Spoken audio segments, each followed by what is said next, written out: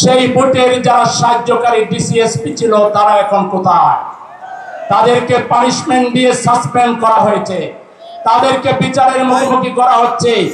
একইভাবে নির্বাচন কমিশনাররা এখন লালগড়ে আছেন। অতএব ইউনো সাহেবরা, ডিসি সাহেবরা, এসপি সাহেবরা প্রশাসনের সাথে জড়িত, নির্বাচনের সাথে জড়িত।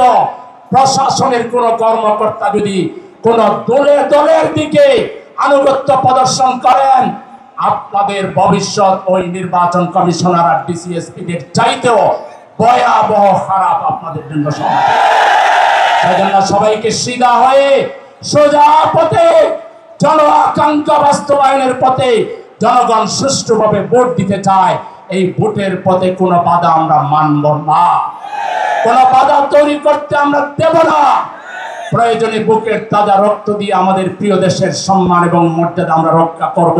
এর জন্য অতীতে আমরা ফাঁসির মঞ্চে গিয়েছি, আমরা শহীদ হয়েছি, আহত হয়েছি, বঙ্গত্ব বরণ করেছি। প্রয়োজনে যদি বাংলাদেশে আরো হাজার হাজার মানুষের জীবন দিতে হয়, আহত হতে হয়, আপনারা কি প্রস্তুত আছেন? সবাইকে অর্জন হচ্ছে জুলাই বিপ্লব। এই বিপ্লবের মধ্য দিয়ে আমরা এই প্রথম ফ্যাসিবাদকে ঐক্যবদ্ধভাবে আমরা না বলতে পেরেছি।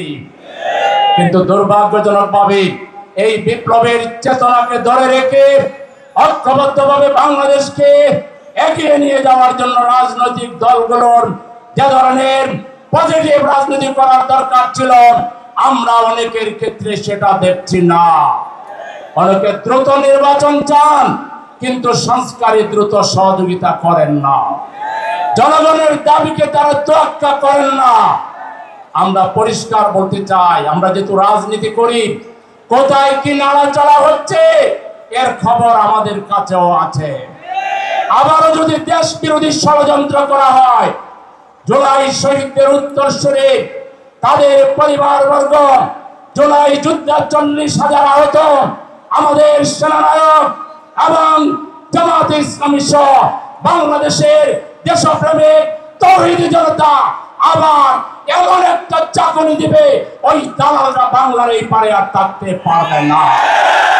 জুলাই বিপ্লবের বিরুদ্ধে যারা অবস্থান নেবে, ইনিয়ে বিনিয়ে কথা বলবে, তারা ভারতের দালাল।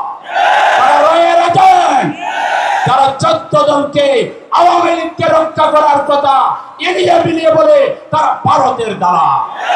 এই দালালদের বিরুদ্ধে আমাদেরকে আরেকটা জুলাই বিপ্লব লাগলে আমরা করব। আপনারা কি রাজি আছেন?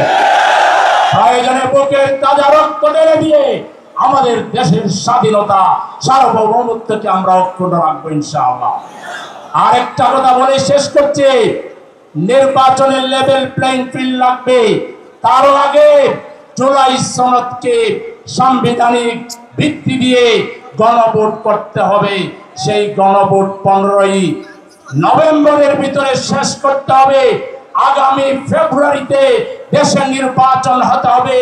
এই নির্বাচনের বিরুদ্ধে সরকারের অন্দরমহলে বাইরে রাজনৈতিক দলের দ্বারা যদি নির্বাচন ক্ষতিগ্রস্ত হয়, তাহলে এই যারা চক্রান্তের সাথে জড়িত বলে আমরা বুঝতে পারতেছি, বাংলাদেশে তাদের রাজনীতি শেষ হয়ে যাবে।